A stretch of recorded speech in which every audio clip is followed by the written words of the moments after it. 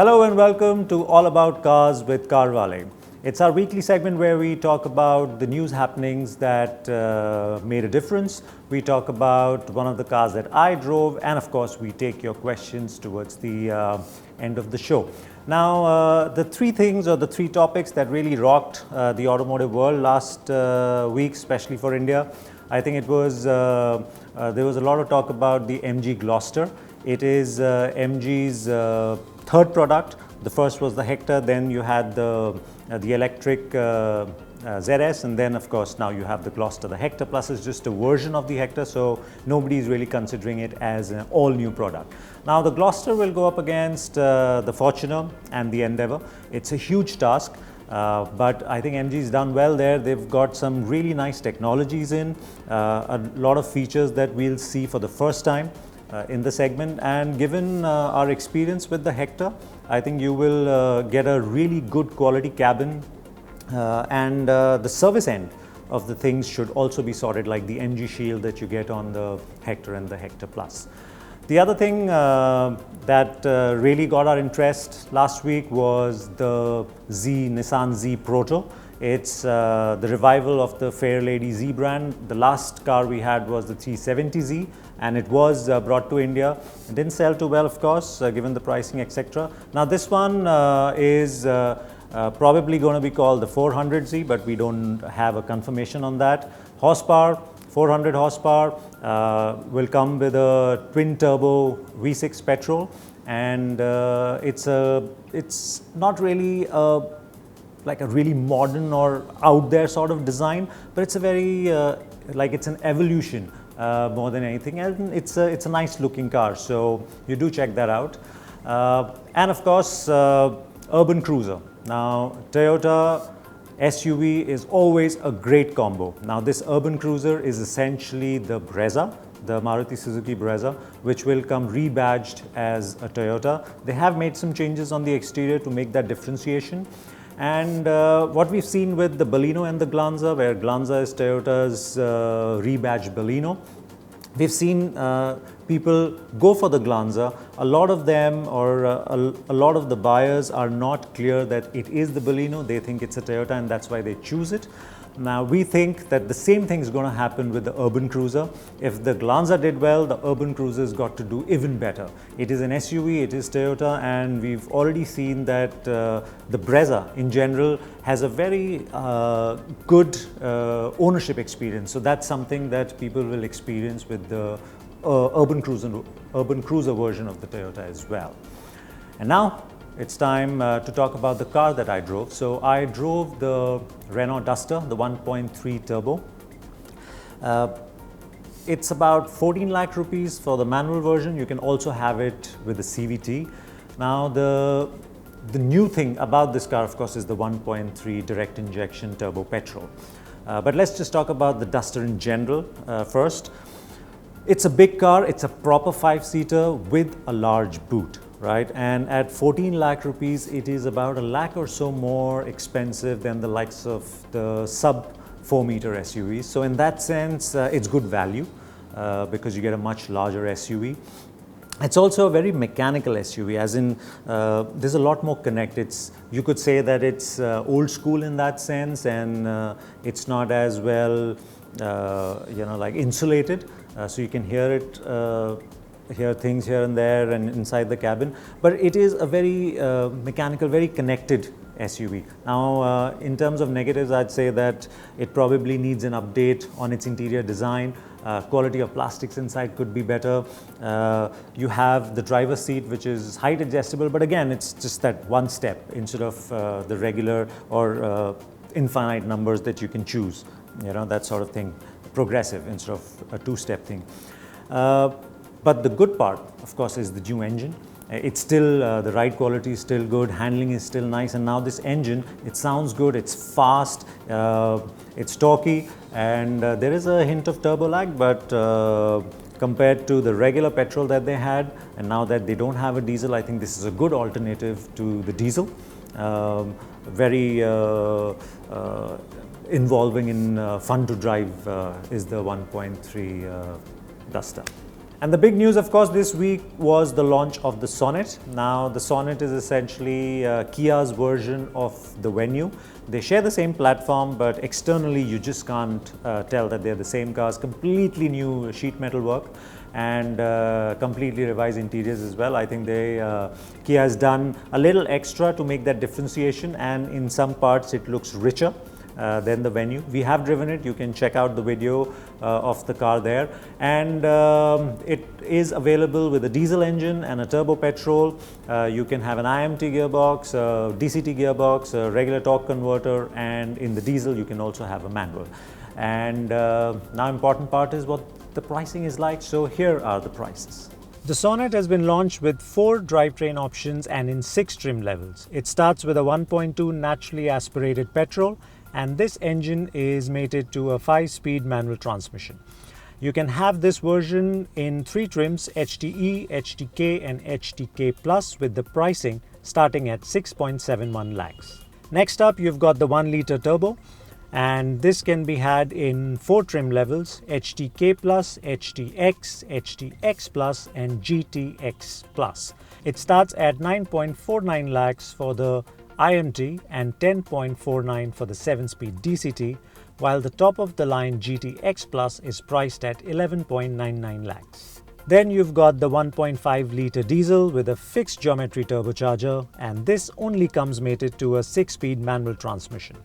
This particular drivetrain is available in all 6 trim levels, and it starts at 8.05 lakhs ex-showroom. Finally, we've got the 1.5 diesel, but with a variable geometry turbocharger, and this particular version is only available in 1 trim level, the HTK Plus, and it comes with a 6-speed automatic.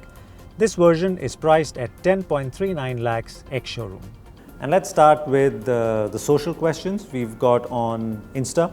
Avian Sam asks or says that I'm a big fan of CarWale. Thank you. I've been looking for a family car under 12 lakhs on the road. Sonet tops the list of my considerations. I've heard a lot about the space in the rear seat being inadequate for 3 adults.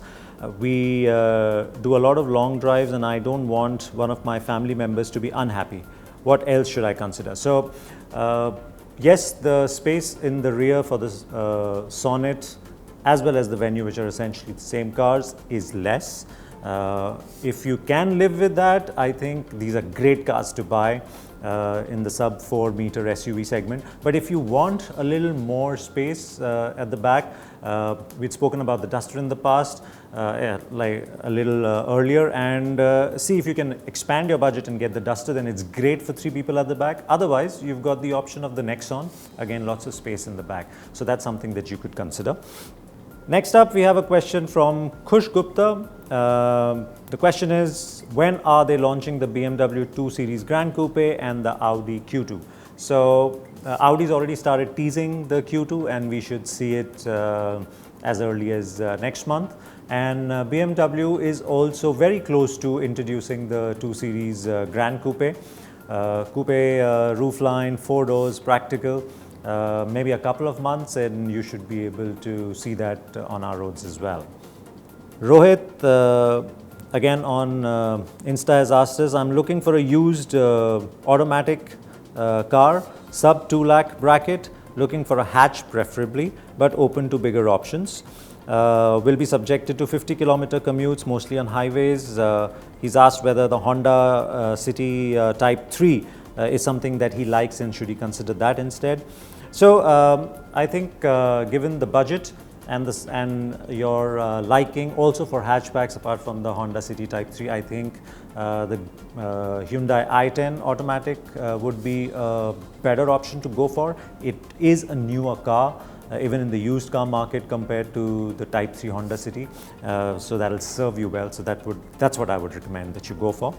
The next question comes from Vishal Garrix.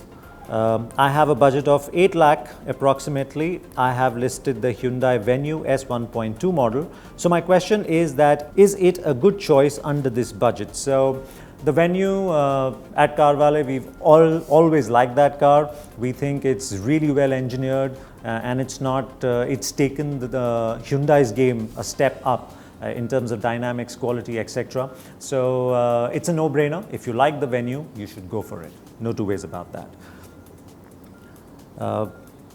N. Drew asks, petrol variant only and top end, whether he should go for the new Honda City or should he settle for the Verna. He's looking for overall drive quality. Now, I don't really know what you mean by overall drive quality, but let me just split it this way, that if you want a car that's spacious, that's comfortable and is involving to drive, the Honda City is a good option. The Verna, on the other hand, is short on space, but it has way more feel-good features, and again, it's also good to drive. But between the two, I think the Verna is a better car to drive, more involving in that sense, apart from the steering, but it's got better dynamics. So it's a choice. I've presented both cases to you. I don't know what you meant by drive quality. So comfort, space, Honda City, and feel-good features, and maybe a little more performance on the Verna. We've got Bunny Aditya Agrawal. He's asked us, he's looking to buy a car with a budget of rupees 30 lakhs and has zeroed in on the superb LNK. Good choice again. Like the venue, we like the Superb also at CarWale. It's a great combo of driving dynamics, quality, features, and of course usable space, practicality. So if you like the Superb, go ahead, get it. We've got Sharan Bindra asking, I'm a firm believer in pre-owned cars, and he's asking now with this 10-year rule around diesel SUVs being banned, does it make sense? Would the pricing or the depreciation for these SUVs be more severe, and would people hold on to their cars for longer?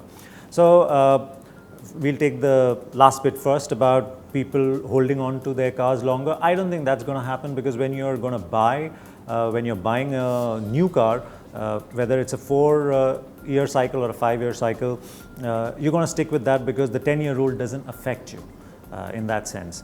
So that's not going to change. Yeah, but of course, if you hold on to the car longer, you will lose more money because there's very little left at the end, because you're playing with a 10-year cycle.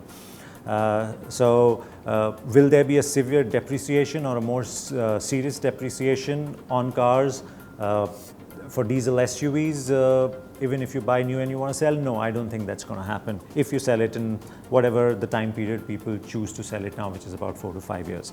He's also said or asked that could he get a Kodiaq LNK for 12-13 lakhs anytime soon? And I don't think that's going to happen. That's very, very wishful thinking. The Kodiaq is a popular car. It's not on sale anymore, and the diesel's not coming back. So, and not many sold. I mean, it didn't sell in fantastic numbers. So I don't think you're going to find something for 12-13 lakhs. Okay, so that's that for Instagram. Now let's see what we have on Facebook. We've got Prosenjit Mukherjee, who's written to us and saying that I'm a big fan of your reviews. Thank you again. And he needs a small suggestion. He wants to upgrade from his 2012 Wagon-R, and his budget is around 10 lakh rupees. So let's say you stick with a hatchback. I would say your options, you can look at the Baleno, you can look at the i10, you could also look at the Jazz now. These are great cars. I mean, if you love the practicality that you enjoyed with the Wagon-R, then the Jazz is a great upgrade because it's same lines, similar space, packaging, just more. So one of the more practical hatchbacks that you can buy. Okay. And now we'll just answer some questions that you asked on our YouTube channel for the reviews that I do. So I'd say in the sedan category, the Verna is great value for money, and it's also good to drive now. Like we mentioned earlier, the only drawback of sorts is the steering. It's quick, it's just not as communicative, but otherwise that's the car that you could go for. Among SUVs, I think the XUV 300 is a very involving SUV to drive. I personally like that car a lot, especially in petrol. Off the lot, however, I think the Seltos makes a good purchase option. Again, that's the sportier SUV in that class to drive. And so these are the three options that I would recommend. Now, in the three, if you look at rear seat comfort, you look at safety, I think they're all at par. You can't really pick and choose. The City also has fantastic rear seats. The only advantage that, let's say, the Creta and the Seltos would have over the City is that these are easier to get in and out of thanks to their high seating position. But apart from that, I think if you like the City, or if you like the sedan format, then City is also very easy to drive, very easy to park. It is probably more convenient in the city compared to the SUVs, which are not as easy to get around given their girth. Though I'm not clearly very sure what's the exact difference in their width, but that would be it. So if rear seat comfort, including ingress egress, is what you're considering, then you can look at the Creta and the Seltos. Between those two, the Creta is more comfortable, the Seltos is sportier in the way it rides, so that's a choice you'll have to make. So between the Verna and the City, take safety. Safety in particular, I think they are at par. But if you take value for money, the Verna gives you a lot more feel-good features. The City gives you more space. In terms of driver involvement, I think because of the drivetrains, the Verna might be a better option between the two. So if you aren't really crazy about rear seat comfort and space, then I'd say go for the Verna. Now, we haven't driven the petrol automatic, but we drove the diesel automatic and essentially in the City. You can rev it close to the red line. You can choose to drive in manual mode and then hold the revs to where you want it to. Does it hit the red line? Does it stay at the red line? No, it doesn't. It does upshift. For the petrol also, it should be similar. You wouldn't have it banging off the rev limiter that you get in manuals, that you can do in manuals. But we have a more detailed review of the Thar. This one that we did was more in the City, but we've got a full-fledged one. So that's a wrap at All About Cars. Do comment and let us know what you thought of it. You can also put in questions that you want me to answer next week. We will be live every, not live exactly, but we will be here for you every Saturday. So do come in and tune in for that. And of course, remember to subscribe, hit the bell icon so you know exactly when we are there, and have a great week.